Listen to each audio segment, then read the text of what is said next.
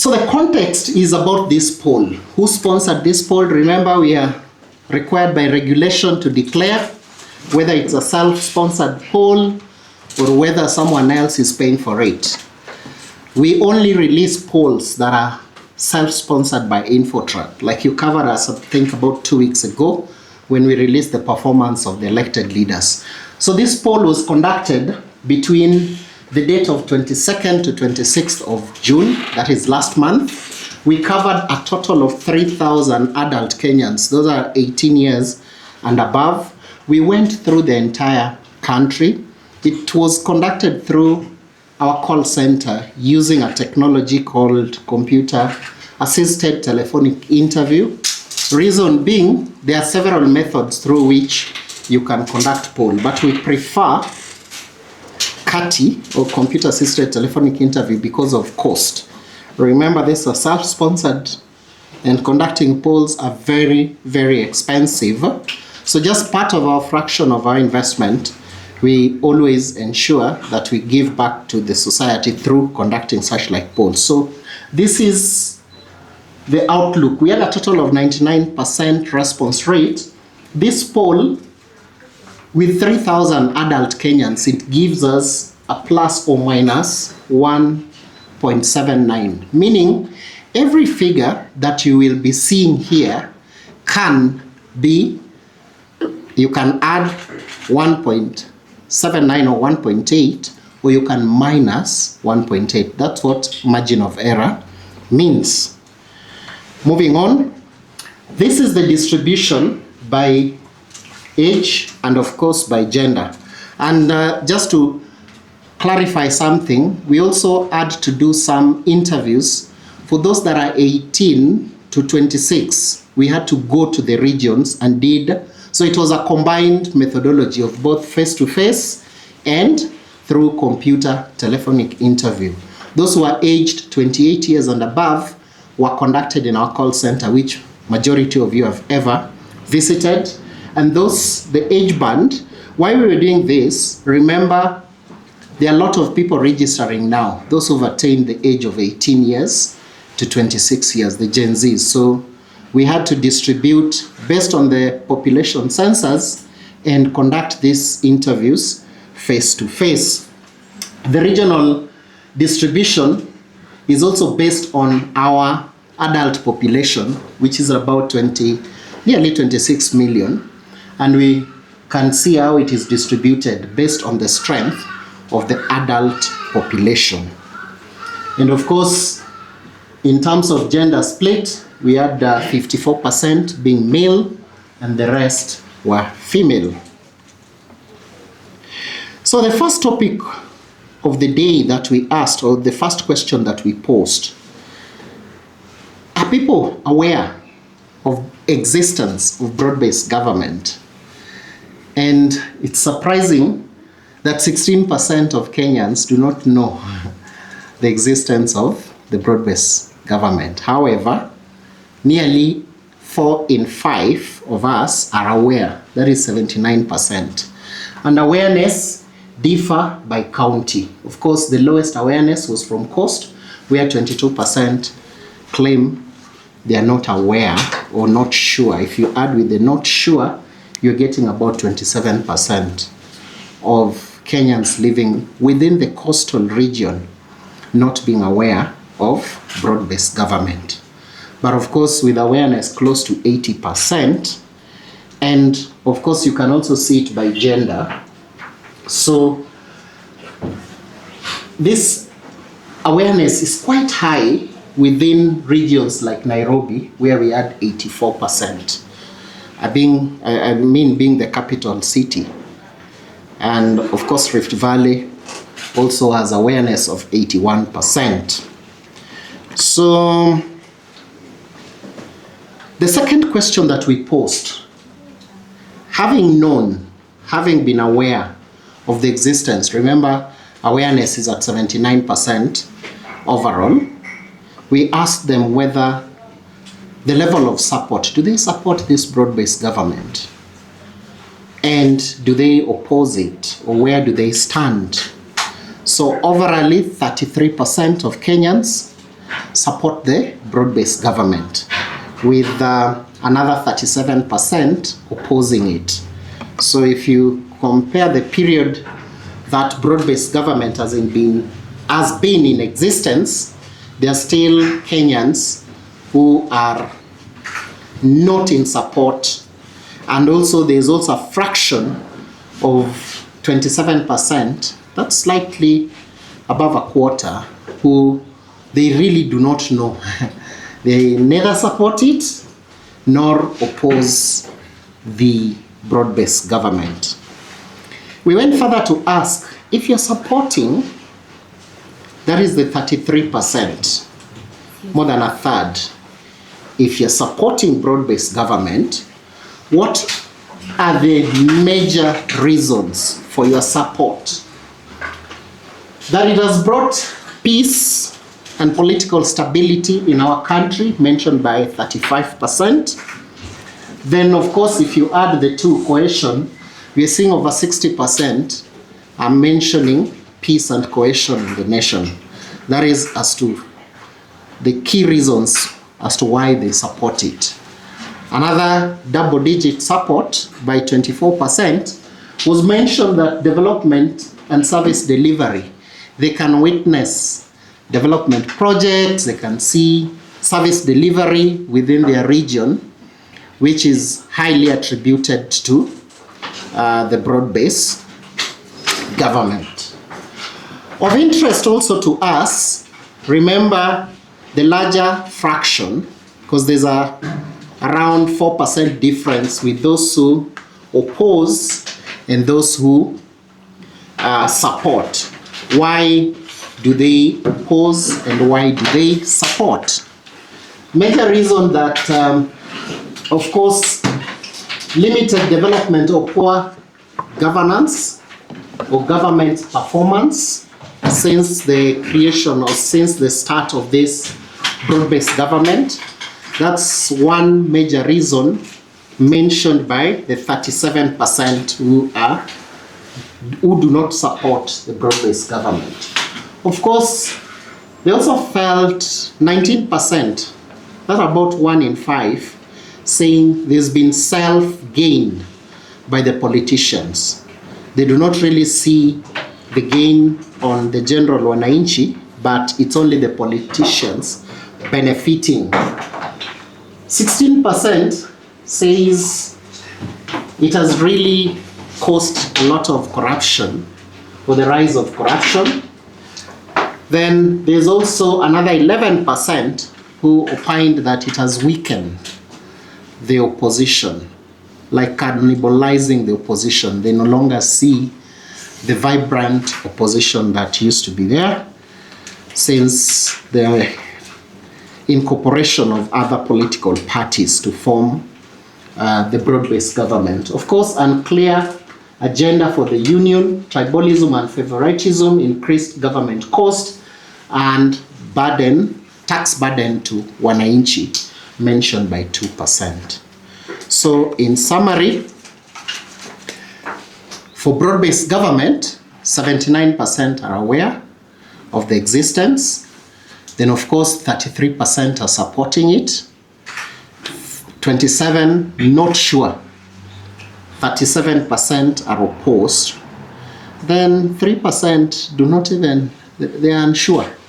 You can be unsure in terms of your support. They don't know where to place it. We see a lot of support is high in northeastern, Rift Valley, and Nyanza. All scored above 44% support of broad-based government. And of course, we can say when awareness is high, there is a likely association with those political parties that are coming from those regions. It's interesting to see that Central, only 19% are in support of broad-based government. And of course, Eastern and Nairobi also have very low support. That is 24 and 27% region-wise. We are moving to the presidential race. What are the numbers who are now being okay, so we move on. According to our poll, these are the figures as it stands within June 22nd to 26th of last month. President William Ruto has a lead, and I would say commanding lead compared to the rest of 32% as the person who Kenyans would vote for if elections were held within that particular time. He's followed a distance with the former Vice President, Kalonzo Musyoka, at 13%. Then there is a tie. There's a tie between Edwin Sifuna, Nairobi Senator, and Dr. Fred Matiang'i, who polled 12% respectively. After the duo, we have Rigathi Gachagua, the former DP, who has 4% popularity nationwide. Then Babu Owino has 3%. Former Chief Justice David Maraga has 2%. And then Honorable Martha Karua closes at 1% popularity nationwide. If we look at the undecided figure, undecided still stands close to 21 for those who preferred not to disclose who their candidate, who they would vote for, plus those who are yet to make up their mind. Can sit around 20%. But there's also an interesting 1% popularity that is shared among these other Kenyans leaders: George Natembeya, Eugene Wamalwa, Ndindi Nyoro, Okiya Mtata, Ukuru Okiot, George Wajakoya, and Jimmy Wanjigi. So they share the 1%. We've lumped them because the fractions are 0 point something, 0 point something. So cumulatively, they share that. How does it play region-wise? If you check within the regions, President Ruto has a command in about 5 regions, and that include, his highest is from Northeastern at 59%, followed by Rift Valley, 46%, then then Nyanza at 40, Coast 33, then Nairobi 19, Western 35. Of course, his list is from the 3 regions. Central at 12, Eastern 19, then of course Nairobi at 19. However, it's important to note he's the only presidential aspirant who is leading in Nairobi at 19%. Kalonzo Musyoka has his highest from Eastern at 40% popularity. Edwin Sifuna has his highest from Western at 26%. Fred Matiang'i has his highest from Central at 19%. Then of course with Nairobi giving him 16 and Nyanza giving him 17%. Then of course here we see Rigathi has his highest of 12% from Central Kenya. So if you look at the president, of course you can see he has considerable gap between the competitors or the perceived competitors by Kenya. Then of course we can see if cumulatively we combine the popularity of all the key leading opposition leaders or the United Alternative Government, if their votes are accumulated, then now they are ahead of the president. But at individual phase, the president still command the lead. So just in summary, we see that by gender, of course, the president is taking a lead. Both male and female are giving him, but of course he has his highest vote from the male counterpart. Then of course, if you check the age band, Edwin Sifuna gets his highest from the Gen Zs of 20%, but the president is still leading at 28 within that particular age band at 28%.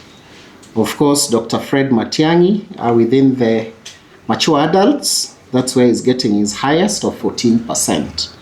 And it's distributed across.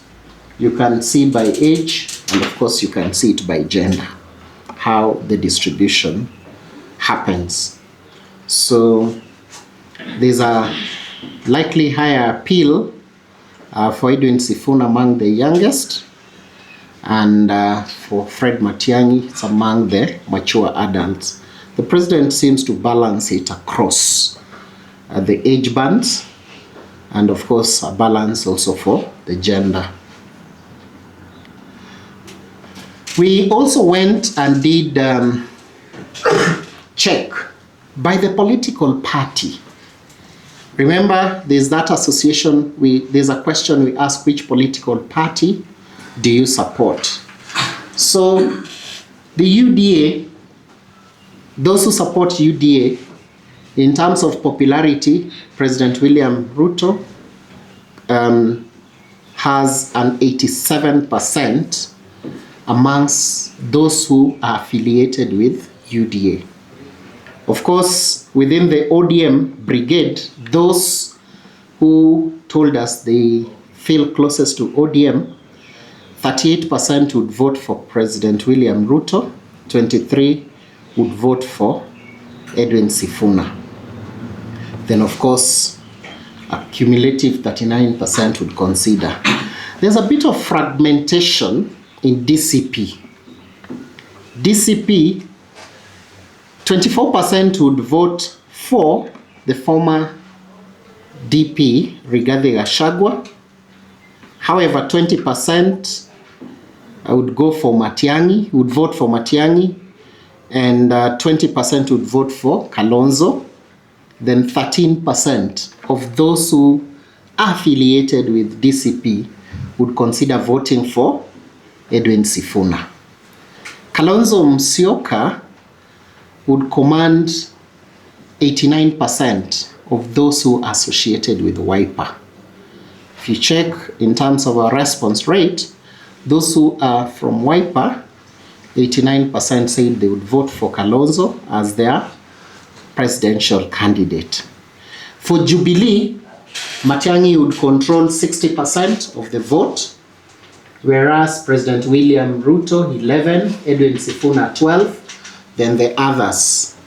For those who are not affiliated to any political party, there are people who are not affiliated, President William Ruto would have 14%, but majority are yet to decide who they would vote for those that are not affiliated with political. So what this slide basically tells us is that if you affiliated with a political party, then it seems the party leader or the person who is perceived to be possible presidential candidate becomes the most that you are supporting.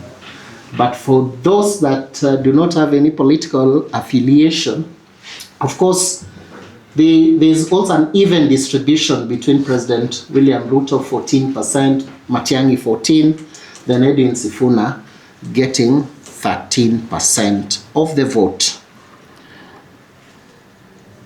And of course, you can still see it by now a more expressive view.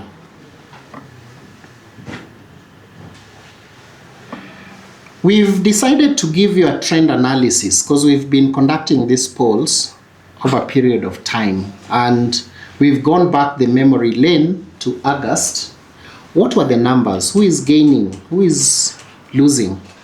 We can see President William Ruto, as of August 2025, his popularity stood at 21%. In December, when we did the poll, he was at 28%. So he's gained another 4% as of today to stand at 32%. Fred Matiang'i, as of August, had 15%. In December, he ditched by 2 to stand at 13%. He's now further ditched by 1 to stand at 12%. Kalonzo Musyoka, in August, he had 8%. He's now moved, he moved to 12% in December. He's gained by 1% to 13% overall. Edwin Sifuna had 0 mention in August. In December, he had a 0.2% mention, very insignificant, but currently he has shot to 12% nationally. So you can see, for those who've gained over a period of time since August, and those who've really declined, we can see David Maraga has the highest decline of 4% from August last year to now. He's dipped by 4%. Then, of course, Fred Matiang'i has also dipped by 3% cumulatively. So you can see, and of course, Martha Karua has also been dropping. If you consider in August, she had 1%, then she rose to 2% and now back to 1%. Another considerable drop is Honorable Babu Owino, who had 3% in August. He moved to 7% in December and currently has 3% nationally. At equilibrium, almost at equilibrium, has been Rigathi Gachagua, who had 4% in August. He moved to 5% in December and currently has slightly dropped by 1% to stand at 4% nationally. So just to have a view, the overall, the president leading by 32, and of course he's gained about 11 percentage points from August to date. Then of course the other person that has just come up from no mention or very insignificant mention is Edwin Sifuna, who stands at 12% nationally. We went further to check with the people. Now that you've mentioned your preferred presidential candidate, if elections were held as of August 20, as of June 22nd to June 26th, what about the possible running mate? Professor Kindiki still stands out as the most preferred running mate within the broad-based government. So he polled at 34%. The second most preferred running mate or deputy president is Gladys Wanga at 11%. Then party leader Oburu Odinga, Dr. Oburu Odinga, comes third at 5%. Joho, the CS Honorable Joe, at 4% as a possible running mate. Governor Anne Waiguru polled 5th at her 3%. Then current Prime Cabinet Secretary Musalia Mudavadi has a 2% preference. Then of course a tie with the National Assembly Speaker, Right Honorable Moses Wetangula, 2%. Then Governor Simba Arati has 1%. What we can report here, the uncertainty on who could be the possible running mate for the broad-based government is still high, because 37% are not sure. They are not sure on who they could consider, on who they believe would be the best running mate for President William Ruto should he decide to contest. But of course, another key summary is that Professor Kindiki has a wider margin as the best. Remember, he has 34 and gives a gap of almost 20% between the person who comes second, that is Governor Wanga. So we've done a quick analysis by region, and if you look by these particular regions, you can see Professor Kindiki as his list coming from Central at 22. Then of course Coast also has 23%. And for Governor Wanga, Rift Valley 13%, then 21%, the highest from Nyanza. For Oburu Odinga, his highest is from Northeastern at 8%. Of course, his backyard Nyanza gives him 6%. For Hassan Joho, the highest is from Coastal at 11%.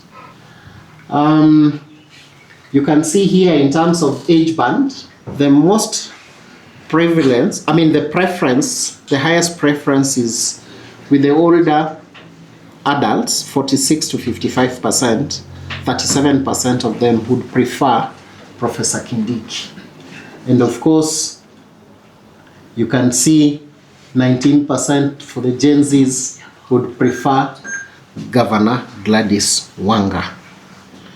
Regionally, we post, and this one now directed to 4 particular regions. For those who we interviewed in Mount Kenya, we asked them, looking at the mountain, who would you say is the most preferable running mate for President Ruto?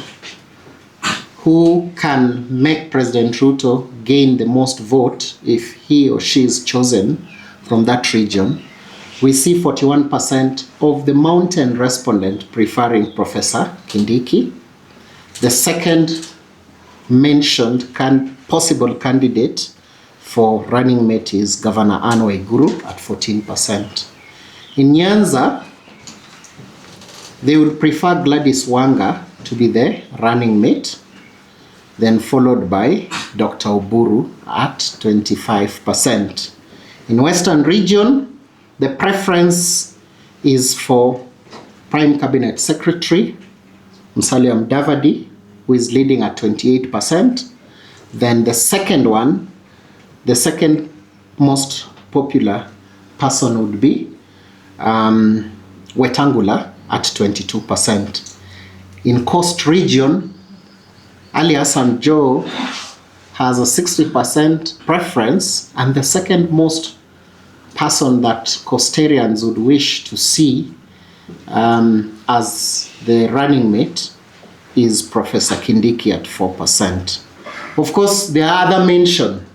You can now see for mountain the other names that are coming up. We have Ndini Nyoro 5%, Gladys Wanga, then we have others, Musalia Mudavadi, Oburu Odinga, Hassan Joho, Kimani Ichung'wah at 1%. Those others include Wetangula, Simbarati, Rungu Kang'ata. In Nyanza, these are the names, Oburu, then of course Gladys Wanga leading. The second person, Oburu Odinga, then we have Kindiki, then we have Simbarati, Musalia Mudavadi, all the way to John Mbadi, 1%. In Coastal, they would prefer Hassan Joho, then Professor Kindiki would come the second most preferred at 4%. Then we move to Oburu Odinga, Governor Wanga, Mohamed Ali Jichopevu 1%, Simbarati and Musalia Mudavadi each at 1%. Now, we went further to ask for the united opposition or for the opposition party, who do you think should be the best presidential candidate? Whom would you prefer to be the presidential candidate for the united opposition? And you can see there's no much difference between Kalonzo and Matiang'i. Whereas the vice president scores 27% preference, at 26% would prefer Fred Matiang'i to be their presidential candidate. Of course, Edwin Sifuna comes a distance, third, with a 19% mention, and former Deputy President Rigathi Gachagua has 9%. So, just in summary, we also have other candidates. Only 3% would prefer former CJ to be the presidential candidate for the united opposition. Then Martha Karua has a 2%, George Natembeya 1%, Eugene Wamalwa 1%, Okiya Mtata 1%, Honorable Babu Owino 1%. Then 10% are unsure on who they could consider. So,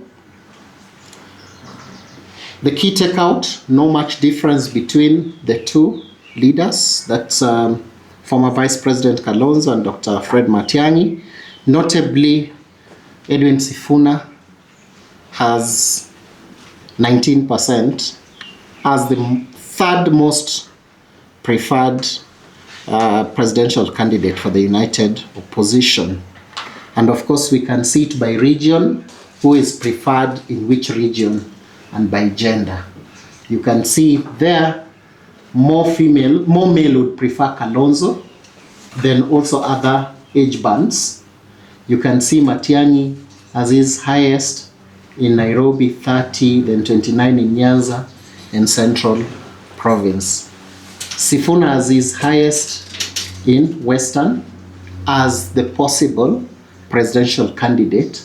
Then of course, Nyanza and Coast a tie of 25%. Of course, Rigiji has his highest from Central at 17% as the fourth most possible presidential candidate for the united opposition. It's important to note for the Gen Zs, their highest preference would be Edwin Sifuna at 27%, that age band. Lastly, we asked if at all you are to consider for a ticket, the president and the running mate, which permutation or which combination would give the united opposition a win? A combination of Kalonzo Musyoka with Edwin Sifuna is preferred by 23%. So they are saying Kalonzo to be the president, Edwin Sifuna to be the running mate, mentioned by 23%.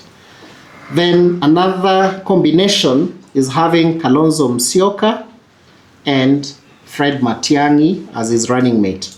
That polled 16%.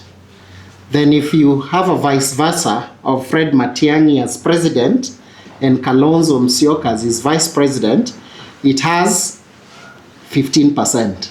So the two are, just as we had seen previously, there was only a 1% difference at 27 and at 26 between Kalonzo and Matiang'i. That also comes here. If you check in terms of preference in ticket, no significant.